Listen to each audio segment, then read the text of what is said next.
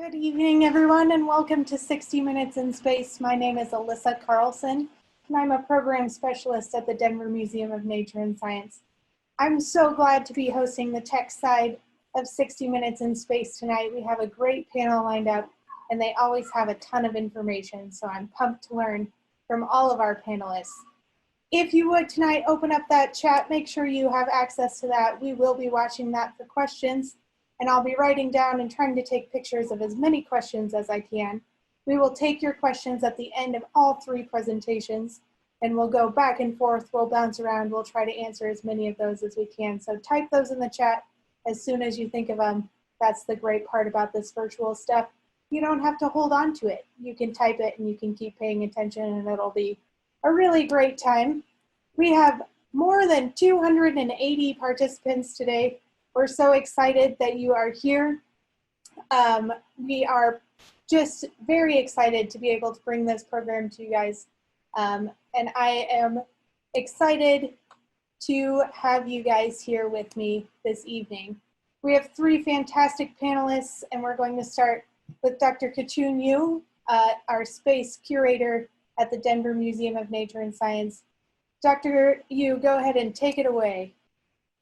All right, well, thank you very much, Alyssa, and welcome everyone to 60 Minutes in Space, coming at you from Denver, Colorado. And tonight, I will be joined with two speakers. I am the curator of space science at the Denver Museum, and usually I talk about astronomy and everything outside of our solar system.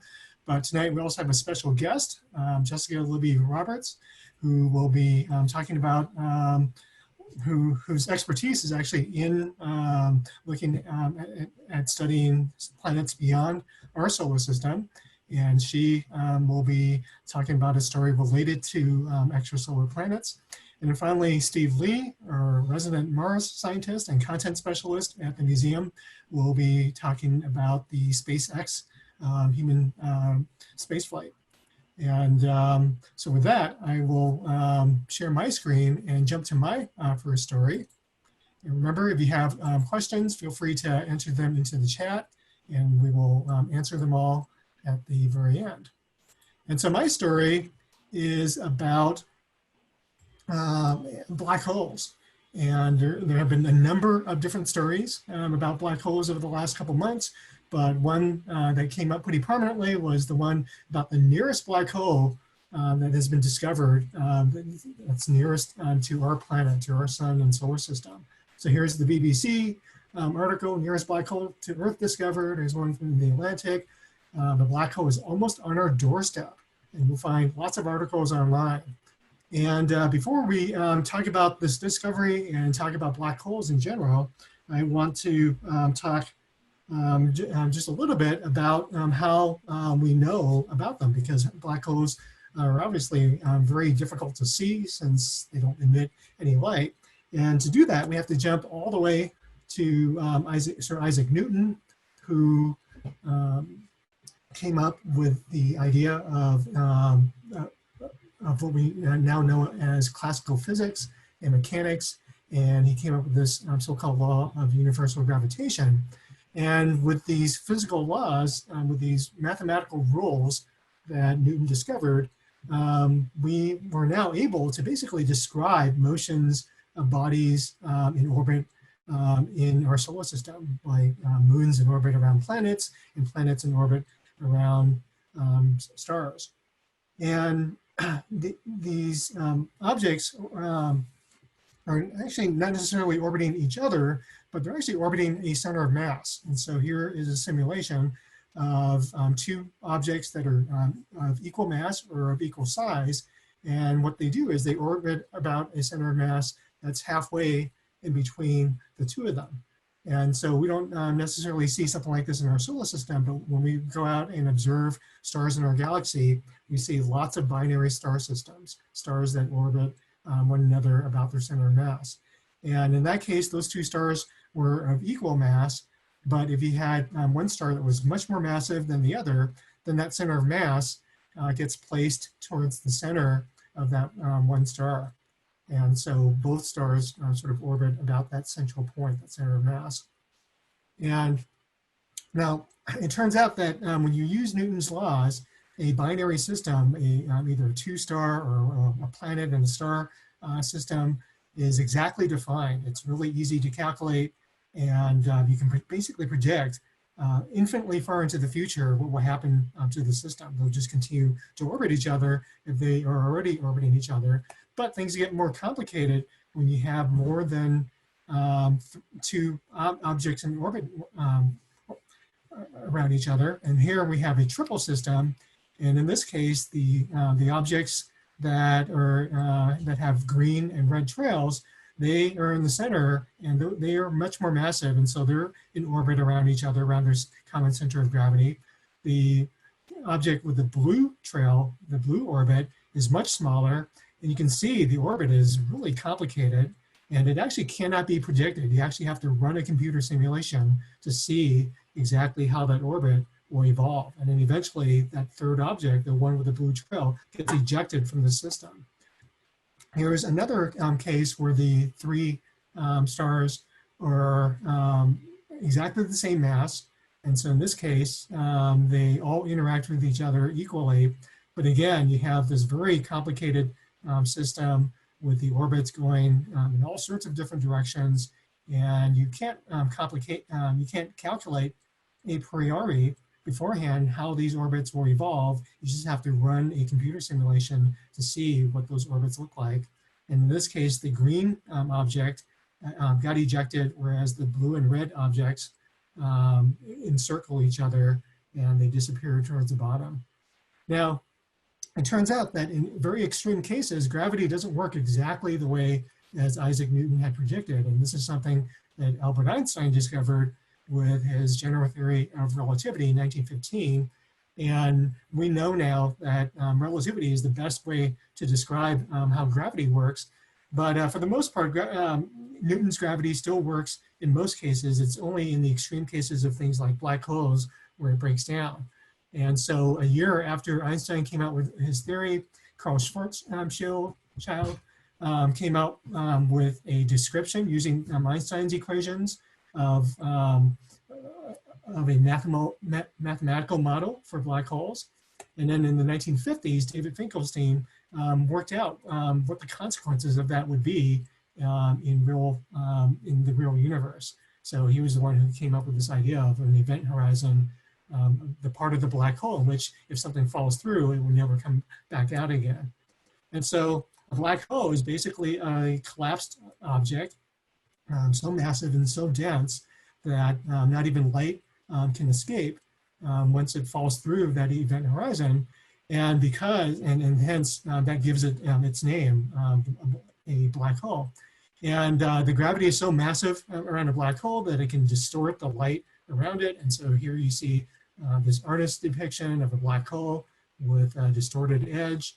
But given that we can't see any light coming out of it, how can we see or detect black holes? Well, it turns out that many black holes are part of binary systems. So they used to be a massive star that formed with another star, and both are circling each other.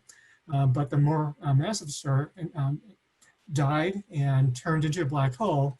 And now you have a binary pair that consists of a visible star. That's the star that's not a black hole, and then the black hole, which you see off to the right. These are all artists' depictions. And the way that we can detect these black holes is if gas is expanding out from the still surviving star, and it ends up spiraling into that black hole, and that gas gets jammed up, it gets heated up, and we see the light, the X-rays, and the visible light coming from that accretion disk. Black holes are also found in the centers of galaxies, and so we know of what we call supermassive black holes. These are black holes that have millions to billions the mass of our sun, and these black holes are accreting gas as well as stars from the center of these galaxies, and that material not only gets jammed up and gets emitted, and you see emission of light, but you also see massive amounts of gas that gets ejected out in these jets that you see sending out material along the polar directions of the black hole. And so we see these supermassive black holes in pretty much every galaxy that we've been able to study carefully, including our own Milky Way. And these supermassive black holes, at least when they have material that it's accreting, they can be extremely bright and are visible across vast distances in our universe. So let's get to, and in one case, here's actually another paper about black holes that just came out last month. And this came from a group that has been monitoring the black hole in our Milky Way galaxy for the last several decades. And again, you can't really see the black hole, but they've been mapping, observing the stars at the center of the Milky Way. And you can see those stars orbiting the central black hole. And so we're seeing a video on repeat, and you have the closest star, star that they call S2, that's in close orbit around the black hole. And recently, they've been able to see it kind of swing around at the closest point in its orbit. And so here's one case where we, again, are seeing evidence from the black hole. We're not seeing the black hole directly, but we're seeing the motions of stars in orbit around that black hole. So that brings us to the paper that I wanted to talk about, which is the nearest black hole to us. And it came out earlier, or late last month. And it's from a group based at the European Southern Observatory, led by Thomas Ravinius. And so their detection of this black hole comes at this star system called HR 6819, and it's just about 1,000 light years away. And so this happens to be a lot closer than the other known black hole systems that we know about, which are at least several times that distance further away. And what they have discovered is basically a triple star system. And here is a animation of what that might look like. You have an inner system with the black hole, with the red orbit, and then the binary pair is made up of that black hole with another star. And then there's a third star that orbits much, much further out. And so that inner binary pair is in a pretty stable orbit. It's very circular. What's really interesting is that there isn't any X-ray emission, anything else coming from that black hole source. We can only detect the other star in that binary pair, the one that's actually emitting light. And so that tells us that, that given the geometric configuration and how far we think the black hole is, there just isn't enough gas for that black hole to accrete very much and to light up. Now, the way that we figured out that that star is actually moving is via a method where we're looking at basically the spectral lines, the light fingerprints of that star that depends on the chemical makeup of the star's atmosphere. And because that star is moving around that center of gravity due to the black hole, we see those spectral lines shift. And this is what we call the radial velocity method.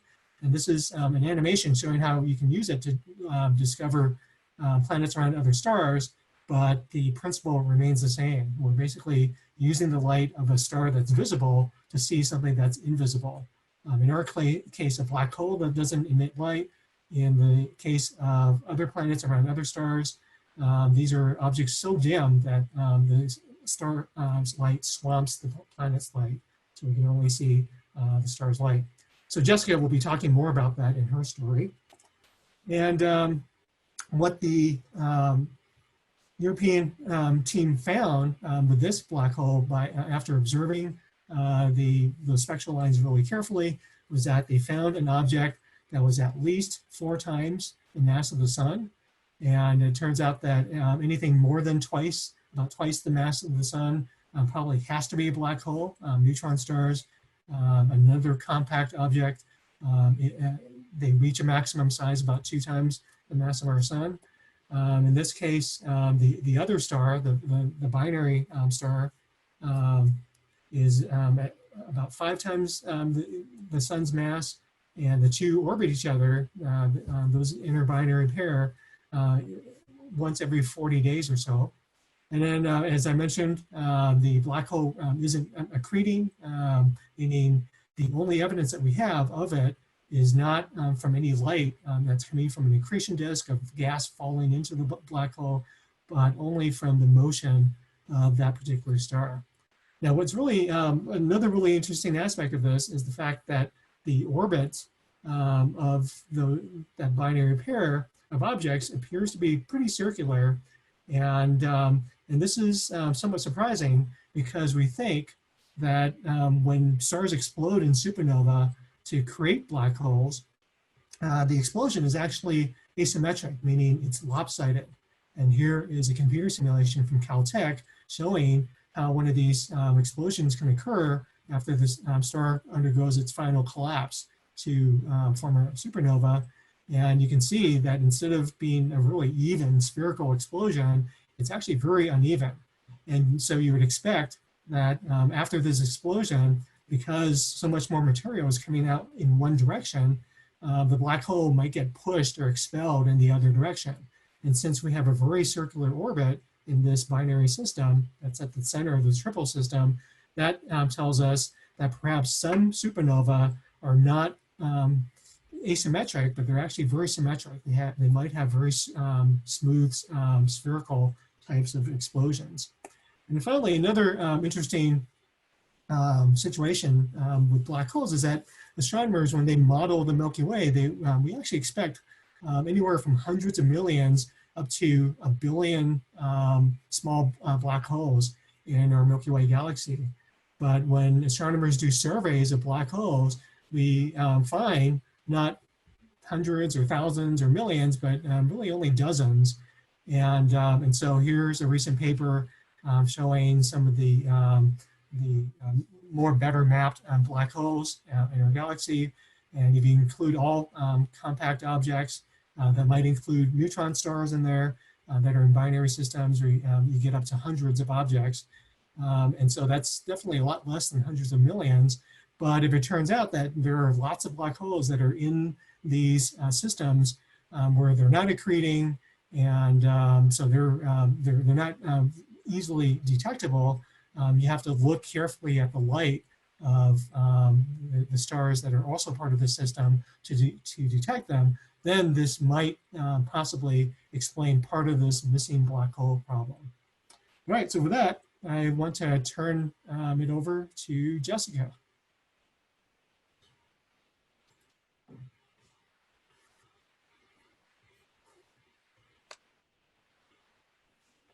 Hello, everyone. Let me see if I can share my screen here. Maybe. Okay, so thank you everyone for coming, and thank you to both Chun and Steve for giving me this opportunity to be a guest panelist on 60 Minutes of Space. I've been a fan for a bit, and so I'm excited to finally present. So as mentioned before, I am a graduate student at the University of Colorado, where I study exoplanets. Whoa, I don't know if you just heard that. That was a really loud thunder bang. But I study exoplanets. In particular, I'm very interested in the atmospheres of an extremely low density exoplanets, which are scientifically known as superpuffs and unscientifically known as cotton candy planets. But tonight I want to talk to you about not my research, but actually a recent publication that came out a few months ago. Now, I see that people are already doing this, but I just want to emphasize that I will try to avoid jargon as much as possible. But if there is something that's confusing or you would like clarification, that's okay. We're all here to learn. So please ask that question, and I will be more than happy to answer it at the end of this talk. Okay, so tonight I want to talk to you about a discovery, or I guess you could call it an undiscovery, of Fomalhaut b, and why this planet never existed. Not only do I want to explain why it never existed, but what it actually could be, and what implications it has for science as a whole. So to start, I want to begin by talking about where we sit with exoplanets right now. And throughout this talk, I will be skipping around in time. So if you look at the bottom of my slides, you'll notice that I have a little bar that will tell us exactly what year we are in at the moment. So right now, we are going to talk about today, or I guess last Friday. Because as of last Friday, there was about 4,158 exoplanets discovered. That number is likely to change over the next couple of days because we are finding planets daily. We are actually finding planets so fast that we now believe that planets outnumber stars in our galaxy. That means that there are probably several 100 billion planets in our galaxy alone. And what I'm plotting here, just to show you, is a handful of those planets, those 4,000 planets, that have a known mass. And the units are a little wonky on the y-axis. They're in Jupiter masses. So 1 Jupiter mass is a Jupiter, and 1/100th of a mass is Earth. And I'm plotting this against the distance they are from their star. Now keep in mind this is a log-log plot, which simply means that every tick mark increases by an order of magnitude. And there's a lot of information from this plot. But what I want to point out is let's step back in time. Let's go back 12 years to the year 2008. And if you watch the plot as we step back, you'll notice quite a bit of those points disappear. It's 2008. As of this point, we only know of about 400 exoplanets, most of these being the size of Jupiter or bigger. That is because the Kepler Space Telescope hasn't launched yet. That is going to launch in 2009 and go on to find thousands of planets. But for now, we are stuck looking for planets using ground-based observatories and Hubble. An important fact with all of these planets so far in 2008, that all these planets have been found using one of two methods. And the first method, which has already been mentioned, is this notion of the radial velocity. So just to briefly reiterate, the idea behind this is that the gravity from the planet is going to tug on the star it's orbiting, and that star is going to begin to orbit the center of mass. This means the star is going to start moving towards us and away from us, and we detect the shift in light as it moves towards and away from us, and allows us to infer that there's actually a planet there. The second method that has been used at this point is the transit method. And this is the simple notion that as a planet passes in front of its star, it's going to block a little bit of light, and we see that as a dip in the starlight. And again, from there, we infer that a planet exists. Now, both of these methods are extremely successful, both in 2008 all the way through to where we are today. But they all rely on one simple fact. They rely on the fact that we have to look at how a planet affects the star's light and how the planet changes the star's light in order for us to infer that there's a planet there. We never once actually see the planet. So it's 2008. Exoplanets have been around for the last 13 years. We found 400 of these. Why haven't we actually seen a planet directly? And that's for the simple reason that stars are really bright. If you go out in the day, you see one star in the sky, our sun. Nothing else is there. The sun blocks out all of the stars' lights that we could see in the night. It blocks out all of the solar system planets that we normally see. But we can get around this if you imagine you have a bright light and you could just cover it up. Maybe you can see features that are normally around it. The moon was actually kind enough to do that for us in 2017, if you were lucky enough to see the total eclipse. So the moon is what I would say is a natural coronagraph. A coronagraph is just a real fancy term for something that passes in front of a star and it blocks its light. So the moon was nice enough to move in front of the sun and block out some light. And if you were there and saw it or saw it live stream, we actually were able to see stars, and I believe we saw Mercury and Venus as well, during the day. So imagine if we could use the same method on our telescopes. We build an artificial coronagraph, we point our telescope at a star, and we cover the star up. Can we actually see light from planets? And this was done in November of 2008. Over the course of 5 days, 3 different groups announced that they were able to directly image a planet or multiple planets. So 2 of these systems that I'm showing here is called Beta Pictorius or Beta Pic B in HR 8799b, C, and D. The planet E was later discovered in 2010. So really take a moment, because these are the actual pictures of planets. These are alien planets around alien stars. It's just blows my mind. It's so awesome. Now I know what you're thinking. You're thinking, wow, that is so cool. I also know that you're probably thinking at this point, what is up with the naming system of exoplanets? Well, exoplanets, and this is a slight aside, but exoplanets are named actually fairly simply. They are named for the star's name. So in this case, Beta Pictorius is the name of the star. And then we tack on a lowercase b for the first planet discovered, C for the second planet, and so on. And they're always lowercase to denote it's a planet. One question I get is, all right, that's great, but where's A? Well, technically A is the star. We don't actually call it A. We just sort of skip over that letter. So next time you hear someone talk about GJ 1214b or Kepler 51b, you'll know we're actually talking about exoplanets. And I'll bring this up because there's one other planet that was directly imaged at this time, and that is Fomalhaut b. You'll notice from this image, it looks very different from those other ones. The star has been blocked at the center, but it seems like there's this scattering ring around it. And that's because this star is actually very young. It's about 100 million years old. It has just finished forming, and it still has this debris disk around it filled with gas and dust. And dust is excellent at scattering light, which means that we're seeing all these dust particles around it. In about 10 to 100 million years, the star will clear out this ring of dust, and we'll be left with whatever planets are in that system. But we don't have time to wait around for 10 or 100 million years. So what astronomers did was they took an image in 2004 and another image in 2006, and when they compared the two, they noticed this small bright object in that white box below. And that small bright object moved over those 2 years. And they were able to compute an orbit and found that this object seems to be orbiting the star. And so they concluded that this must actually be a planet.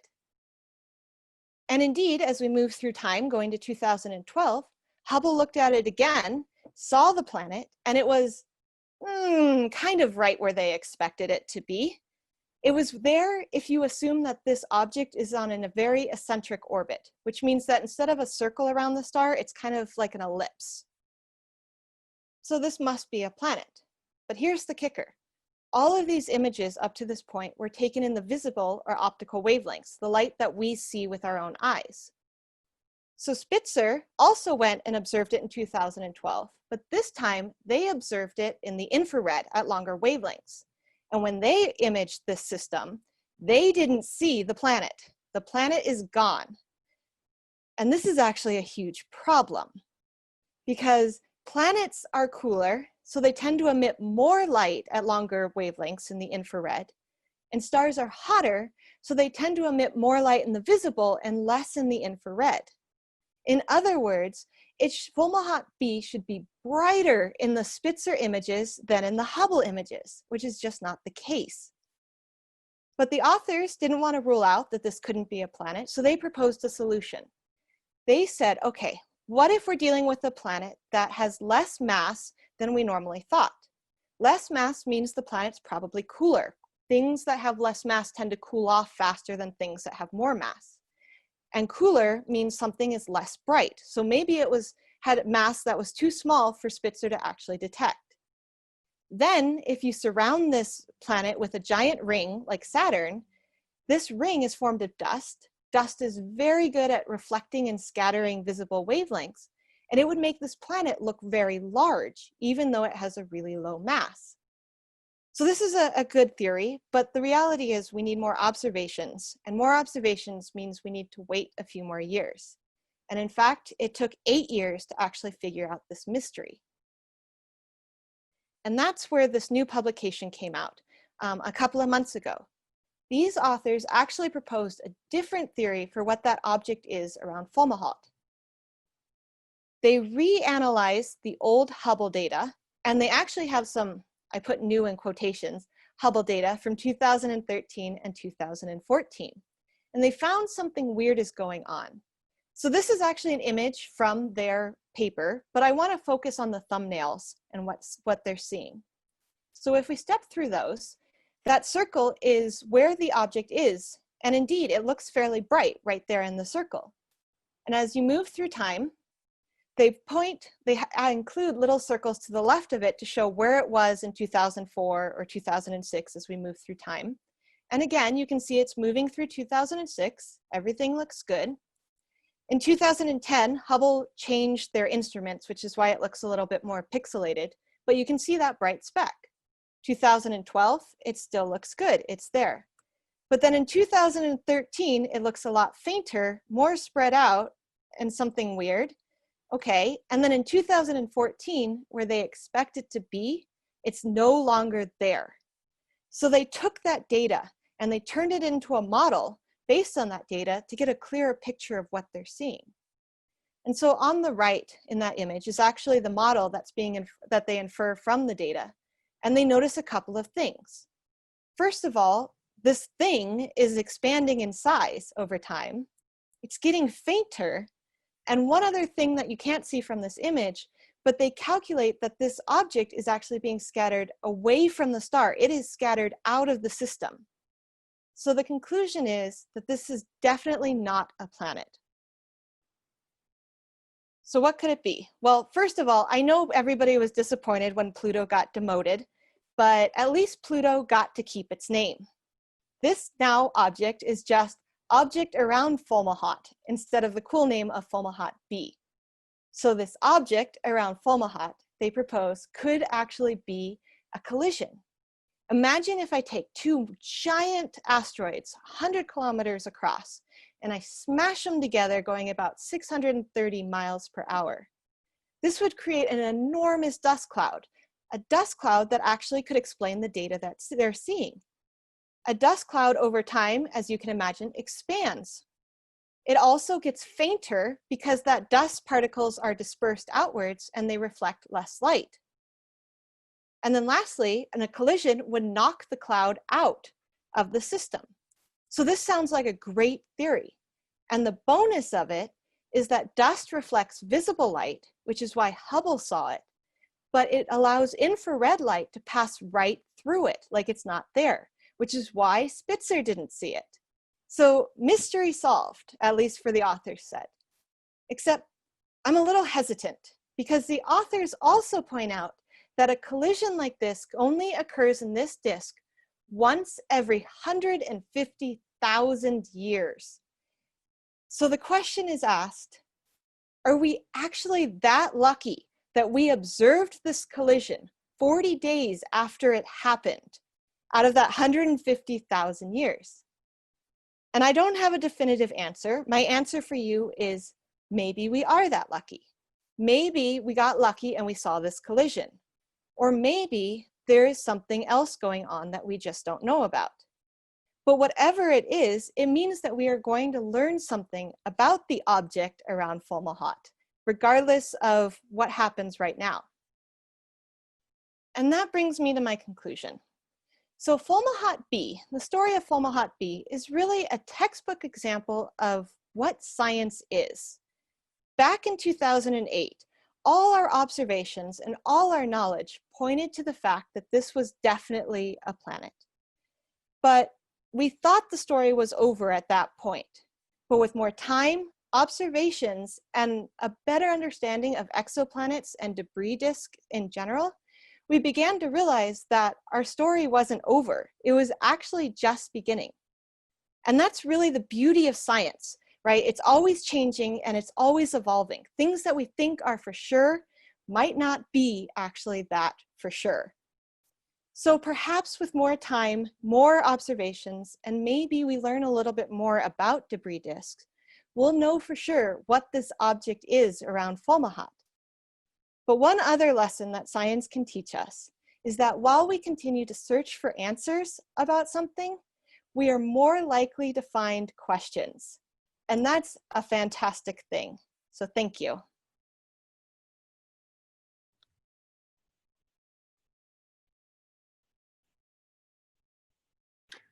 Thanks, Jessica.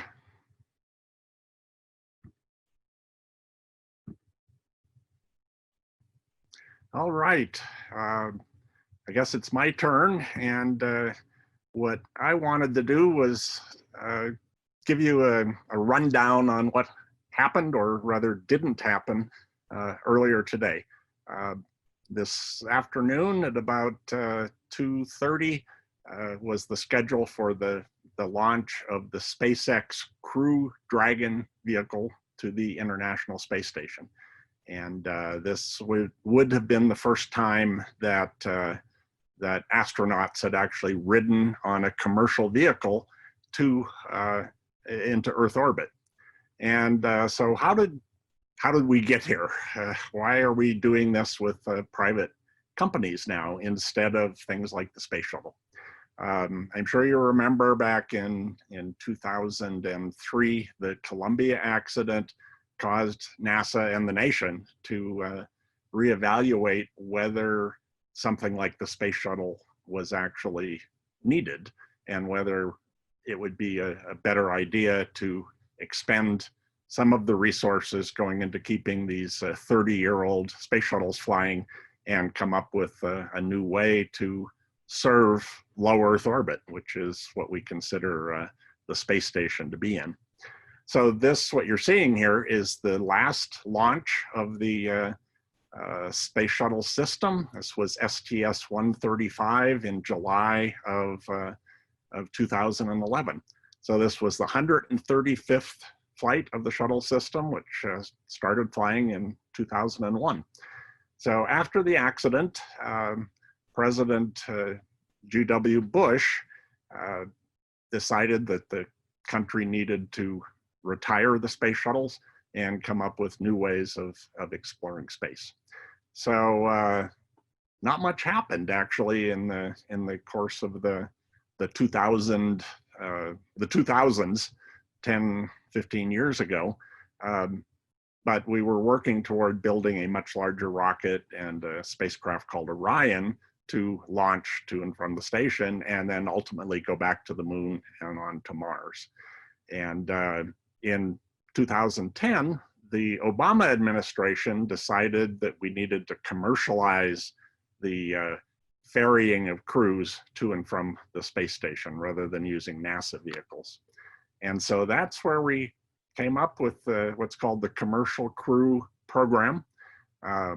In 2014, 2 companies were selected to build these spacecraft, the crew taxis. So we have an artist rendition here. The Boeing entry into this contract is called Starliner. That's the spacecraft on the top left. And then the SpaceX entry was called Crew Dragon. The original Dragon, Dragon 1, just made its last flight to the ISS. It was designed as a cargo vehicle, but the Crew Dragon is designed to carry up to 7 crew members to the station and then bring them back home.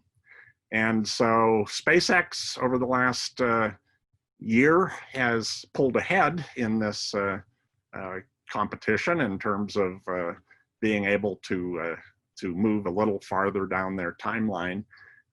And so that brings us to what was going on today. So this is an artist's version of what the Dragon spacecraft looks like. This gives you a little idea of how big it is. It's roughly 9 meters top to bottom, say 20, almost 30 feet. And there are 2 parts to it. On the gumdrop shaped object at the top is the crew cabin, the pressurized cabin. And then beneath that is what's called the trunk, which contains the life support systems, the major propulsion systems, all of the navigation electronics that they need to get to and from the space station. And so once that's assembled, it's put on top of a Falcon 9 rocket, which is also built and launched by SpaceX. So this is an artist's view of that.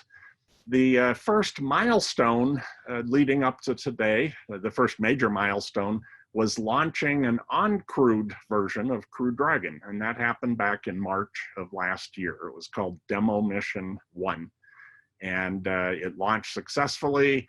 The next day, it docked with the International Space Station. It stayed for about 8 days, and then on the 10th of March 2019, it splashed down in the Pacific Ocean and was picked up by a ship and brought back to shore. So this proved that this design could actually make it to and from orbit. And so the next task was to prove the safety of the system. And that came with a flight test of the launch abort system, or the launch escape system. And this is an artist rendition of that after launching on a Falcon 9. Anytime from actually being on the pad until they're almost in orbit, the Crew Dragon has the capability to ignite very powerful thrusters and carry itself away from the launch vehicle. And so in mid-January of this year, they finally did that full-up test. So here was the rocket with the Crew Dragon on it, and this was the culmination of the test. So here we're launching. There, the Crew Dragon fires its escape rocket and moves away from the Falcon 9. And so this is a series of still images that are maybe a little clearer. So at the bottom is the Falcon 9 launch vehicle, and then you see the flames or the exhaust from the thrusters on the Crew Dragon moving it away from the launch vehicle. And then the launch vehicle self-destructed. So that was a success. And that opened the door then for the step that we were ready to take today. And that is the first crewed flight of the Crew Dragon. And so this is called Demo Mission 2. And as you see, just from the design of this patch, this is a partnership between NASA and SpaceX.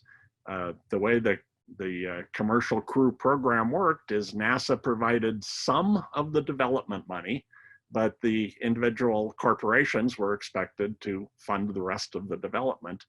And then NASA essentially rents the vehicle, or pays for the service of carrying its astronauts to and from the space station. And so that's the new model. The old way of doing it is we had private companies helping build the spacecraft, such as the shuttle or Apollo, Mercury, Gemini, but NASA actually owned the spacecraft and paid for all of the support and the launch systems and things like that. So here we are. This is the two astronauts that are on this first test flight. On the left is Bob Behnken. He joined the astronaut corps in 2000, and he flew twice on the space shuttle. He's a mechanical engineer by training. He worked as a test pilot for the Air Force, and he in 2015 was chosen to be on this, or part of the crews that would be on these first couple of missions. On the right is Doug Hurley. He also came into the astronaut corps in 2000. He's a military pilot, a Navy pilot, and he also has advanced degrees. So the two of them are the first ones to test out this spacecraft. And so here's the Falcon 9 rocket with the Dragon on the end of it being moved to the launch pad. This is a little closer view of the Crew Dragon. You see the gumdrop end and the what looks like the black part of the trunk. That's actually solar panels. That's how they provide their electricity while on orbit, is the power generated from these panels. And so here's the Falcon 9 vertical on the launch pad. And one thing I did want to mention just historically is this is the same pad. It's launch pad 39A. This is the same pad that a number of the Apollo missions, including Apollo 11, which you see on the left, lifted off on their missions.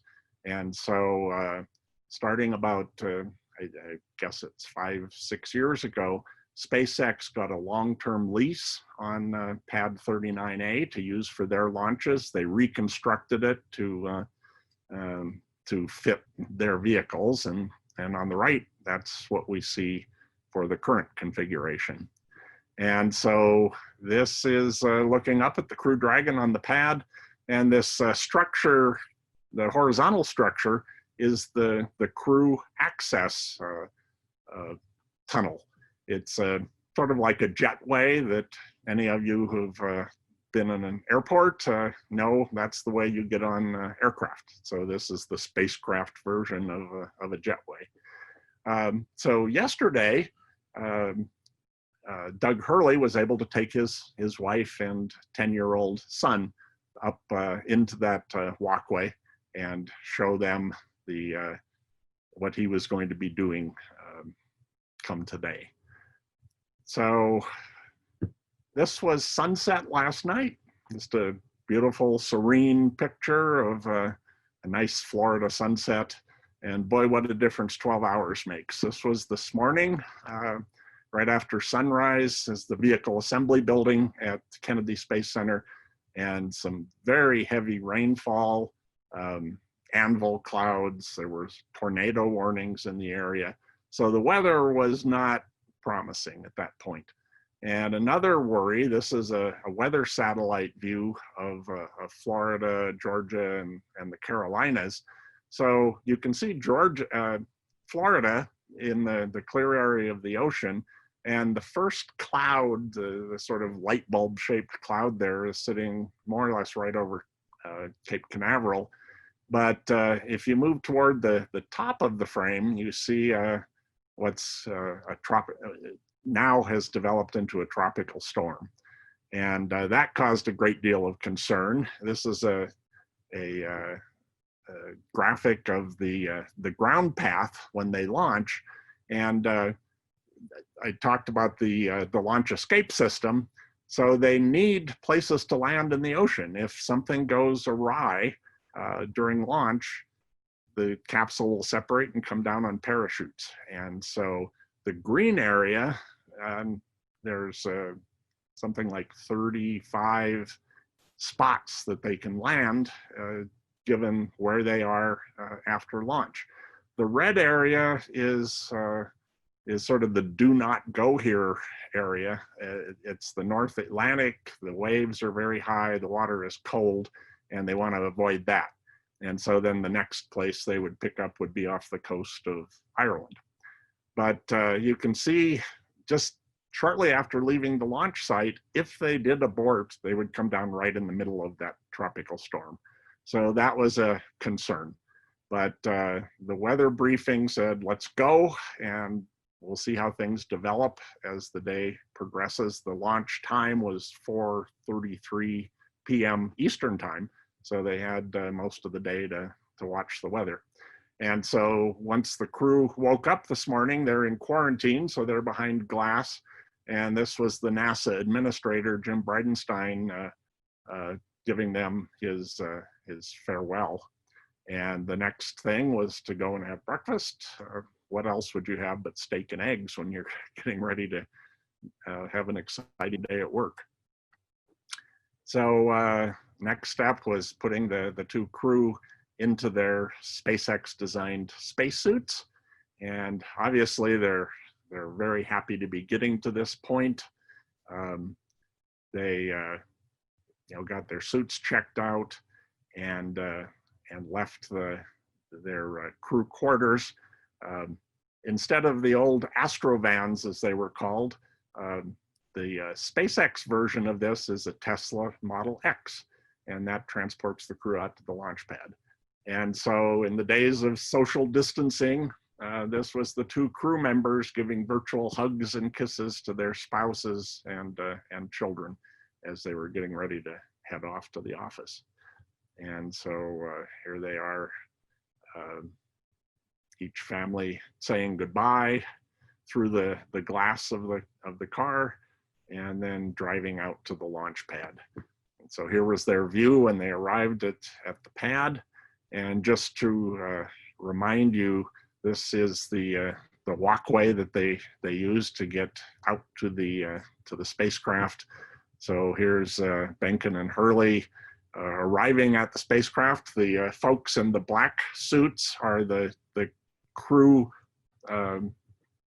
They call them the crew ingress team. They're the ones that put the astronauts into the capsule, get them secured, and then close the door behind them.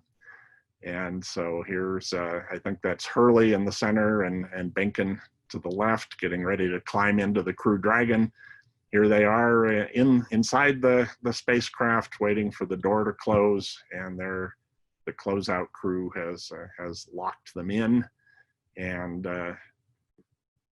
this is the video from inside the cabin as they were waiting for roughly 2.5 hours for the launch to occur. And so you remember that view with the crew access arm that moves away, and they did that and then waited, and at about 16 minutes before the scheduled time of the launch, the clouds were still there. There was actually lightning in the area, and they have rules about flying through precipitation with the rocket, so they scrubbed the launch. It turns out for this type of mission where they're trying to launch so that they can meet the space station within a day, the launch window is instantaneous. You have less than 1 second to get off the pad, and if you don't make that, you have to wait till the next opportunity. So it turns out the next opportunity is this Saturday. So here's the crew, somewhat disappointed, but you know, it's another day at the office if you're an astronaut, and so they take the elevators down, get back in their Teslas, and drive back to their crew quarters. And so that's where we are. They said, you know, about an hour after launch, if they could have waited about 15 minutes, the weather was clearing, they likely would have made it off the pad if the launch time was you know, a fraction of an hour later. So the next opportunity is going to be on Saturday, and the launch moves forward by a little over an hour. And so Mountain Time, it'll be at 1:22 p.m. And once again, we're going to try and do a virtual broadcast from the museum, where we'll start at about 12:45. I'll give some background again on this mission, and then we'll switch over to the live NASA TV and be bystanders as history is made with this first commercial launch of American crews from American soil after almost 10 years since the shuttle has ceased flying. So if you want to hear more about this mission, join us on Saturday morning. We'll be posting details of that on the museum's website and on the museum's Facebook page and other social media, so you can check that out. And if there is a delay again beyond Saturday, the next opportunity is Sunday. Just before we started this program, the weather guys are not very popular. They're telling NASA there's about a 60% chance of bad weather on both of those days. perhaps a 70% chance. So we may run into the same scenario that we had today, where they go out to the pad, get ready to launch, and then have to scrub the mission. But we'll keep our fingers crossed, and we're anxious for this next step to actually be successful. So we'll be ready to look over the shoulders of this crew as they take up residence on the space station. Thank you. Great, thank you, Steve, and thank you to Jessica and Chun as well.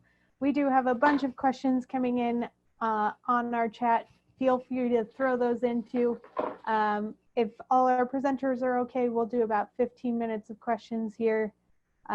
Starting with Dr. Chun, we've got lots of questions about black holes. And then we'll go over to Jessica and come back to you, Steve. We'll kind of go round robin here. But any of our presenters are free to hop in on questions that they really want to answer. So Dr. Chun, do black holes move, and will our sun ever become a black hole? Oh, those are great questions. Do black holes move? Well, black holes are, they're formed from stars, or at least the low mass ones that we think exist throughout our galaxy. And so all the stars in our galaxy are in orbit around the galaxy. In our solar system, we think of the planets as being in orbit around the sun, which contains most of the mass of the solar system. And so most of the gravity in our solar system originates from the sun. But in our galaxy, the gravity comes from all the stars and all the gas clouds and dust throughout the galaxy. And most of it is concentrated towards the center. And so a star that blows up in a supernova and ends up as a black hole will continue in its orbit around the galaxy the way it has been orbiting before it turned into a black hole. Will our sun turn into a black hole? Well, luckily, our sun is not massive enough to turn into a black hole. We think that you need a star about 8 times the mass of our sun. That's the minimum mass for a star to evolve to where the end state of its life ends up being a black hole. So our sun is definitely not big enough to be to end up as a black hole. And even when our sun ends its life, that won't happen for another 4 or 5 billion years. So there's plenty of time for life on Earth. So it's nothing that you will ever have to worry about. That's great, thank you. Jessica, we have a couple questions. One that is very close to my heart. Why are they called cotton candy planets? That's amazing. What are exoplanets? Can you give us some more details? Yeah, so for exoplanets, that's just a fancy way of saying planets around other stars. Exo, like extraterrestrial kind of thing, but exoplanet. So any planets around another star that's not our own sun is an exoplanet. I apologize on the cotton candy thing. I skipped over real fast on why that was called cotton candy. I study planets that have an extremely low density, a density that is actually equivalent to that of cotton candy. And so if you picture a Jupiter-sized ball of cotton candy, you would actually get the density of these planets. So it's kind of a fun visual, and gave us an excuse to eat cotton candy. So that checks out. I love that answer. We have lots of questions about the launch, Steve. Why do the astronauts have to do a splashdown instead of landing on Earth, like on the rocky part of Earth? It seems a little old school, like something we've always been doing. Can you give us more details about that? Well, that's dependent on the design. The Boeing spacecraft, the Starliner, actually does come down. Their primary landing site will be either White Sands, New Mexico, or Utah. And just before they touch down, they have airbags that inflate to help cushion the landing. SpaceX decided that, for their method of doing this, that landing in the ocean was the safest thing. So on a normal mission, if everything is according to plan, they will come down just a few tens of miles offshore. And the expectation is the normal missions, that will be just off the east coast of Florida.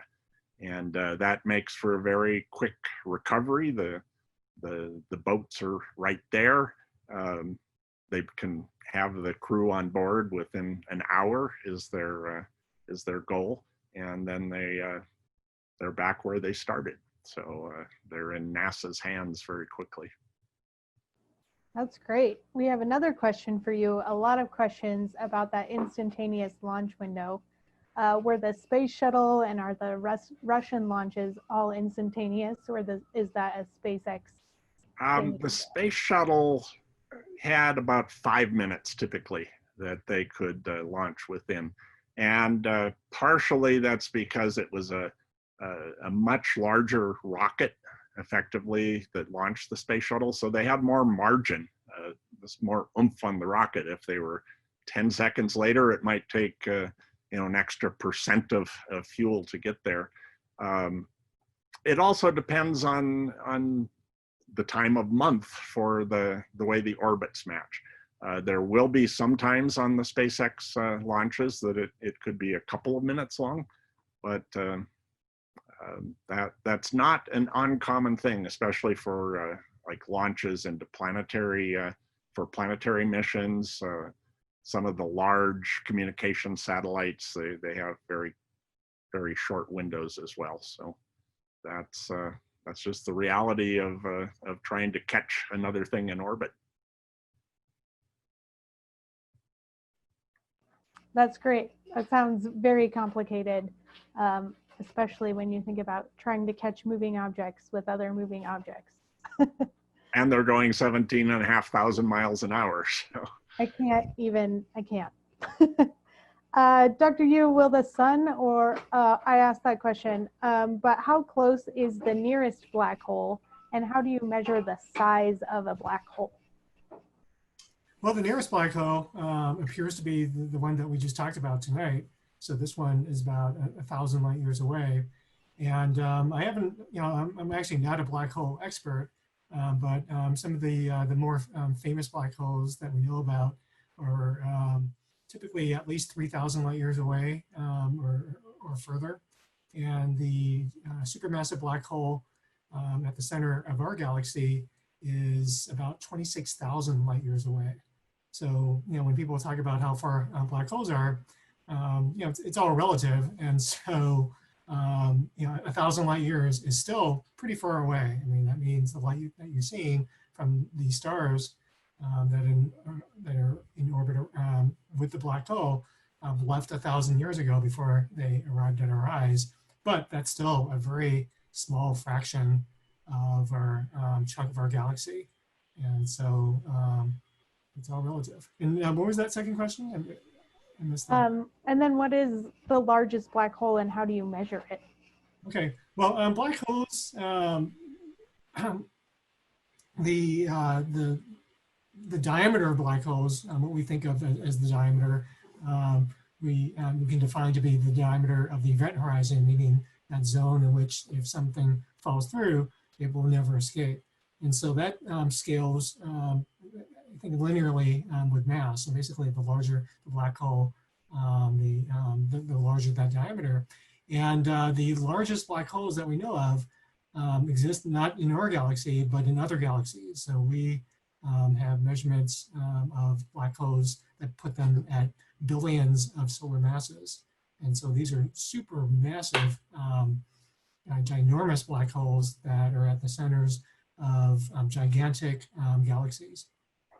They probably grew over the lifetime of the universe, and they grew not just from accreting gas and dust and stars from their own galaxy, but these are probably the result of mergers with other galaxies. So we know that galaxies merge and collide with each other, and they merge to form larger galaxies.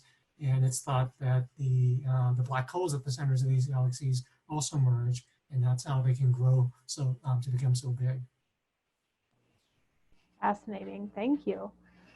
Jessica, we did have a few questions. We all enjoyed your tangent on the naming of planetary objects and space objects. But some people want to know why the lowercase lettering is reserved for exoplanets and what gets capitalized. Yeah.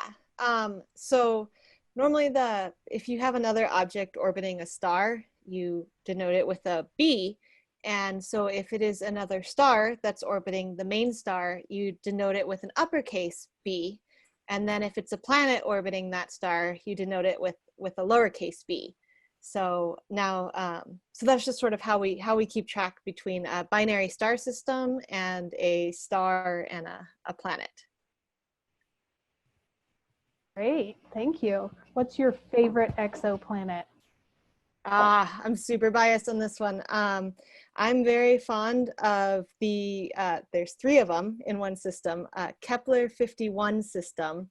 There's 3 planets that are all about the size of Jupiter, but whereas Jupiter has about 300 times the mass of Earth, these planets all seem to have about 4 times the mass of Earth. So they're giant puffballs, and so they're my favorite. That's going to be a great Google search after this. I'm pumped.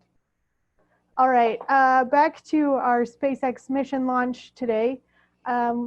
People want to know a little bit more from you, Steve, about the mission of the astronauts on the shuttle. What's their plan when they get to the International Space Station, and how long will they be there?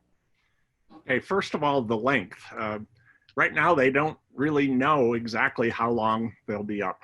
Remember, this is a test flight, the first flight of this vehicle with people on board. And so they're going to be evaluating the condition of the spacecraft as the mission progresses. Once they're fully operational, the spacecraft should be certified for 210 days at the ISS. What they're saying for this one, somewhere between 1 and 4 months. And they'll be evaluating especially the health of the solar panels as time goes on. They need to be comfortable that they can actually stay that long.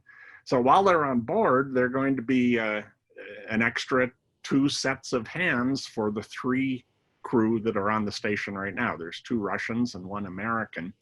And so there's lots of science experiments to do, and those require hands-on work from the onboard crew. So they'll be able to do a lot more science.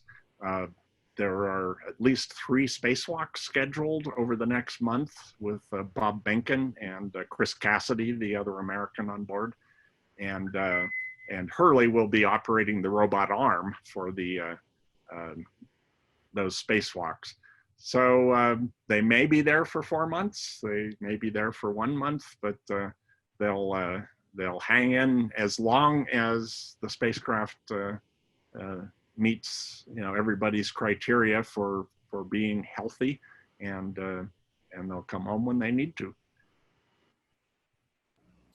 Great, thank you. Can you tell us a little bit more what other variables determine the launch window for astronauts going into space? For the International Space Station, on certain times of the year, there are lighting constraints on where the sun is when they arrive.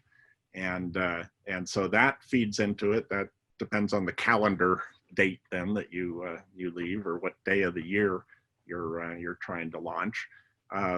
It also depends on how massive the spacecraft is. If they have lots of extra cargo on board, in the trunk, they actually can carry some larger pieces of hardware, like batteries for the space station that don't need to be pressurized.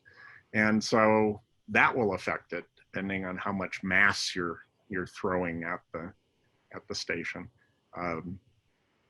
It varies day by day.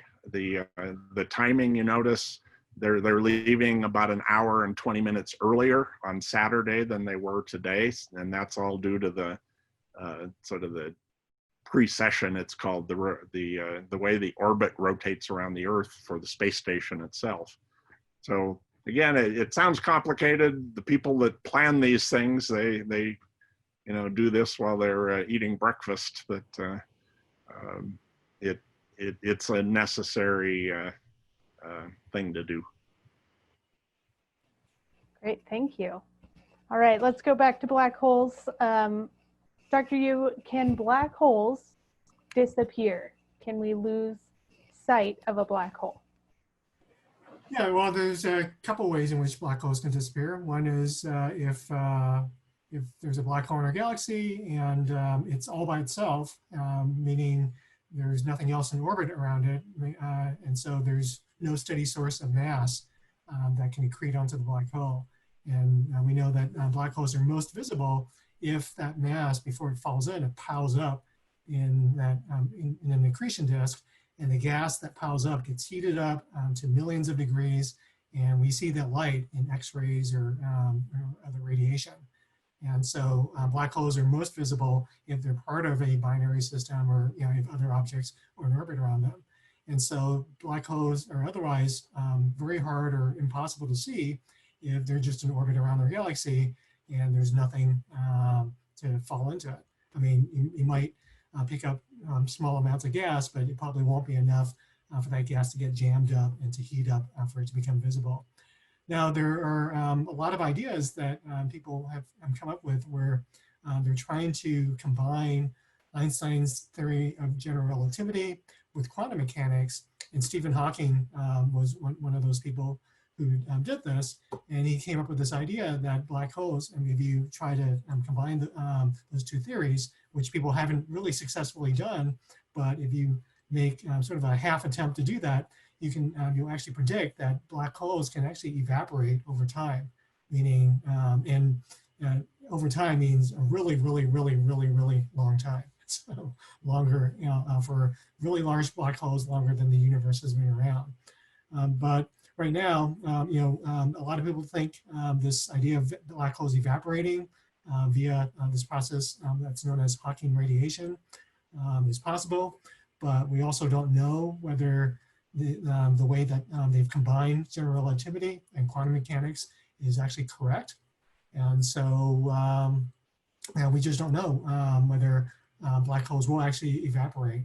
But if we are able to detect signatures of black holes evaporating, then that will be confirmation that combining relativity and quantum mechanics is actually correct in this case. So right now, we don't know. Great, thank you. Jessica, one final question for you before we wrap up this evening. When you look at that chart that you showed us of all of the exoplanets that we have found so far and that we expect to continue to find, how can anyone doubt that there is life elsewhere, even life comparable to ours? And as I like to think about it, the little cotton candy aliens living on their cotton candy planet. That's amazing. Yeah, I personally don't. I feel like, I mean, there has to be life out there, right? There's enough planets out there that maybe it happens, and life's unpredictable. So yeah, that is my personal feeling on the matter. But as technology improves, maybe in the future, hopefully not too distant future, we can at least answer the question, is there a planet out there that's actually habitable for life as we know it? So I hope to be around for the answer for that question, but we shall see. Me too. I think that'll be amazing. All right, Steve, one last question for you. The SpaceX rocket does return to Earth to be used again. Do we know how long the turnaround is from landing on Earth to being launched again? And how many launches can each rocket sustain? Sure. The Falcon 9 was designed to have the first stage be reusable. And so it either flies back to the launch site, depending on, again, how massive the spacecraft was that it launched, or it comes down on a barge, which SpaceX calls a remote drone ship. top of this barge is a platform about the size of a football field.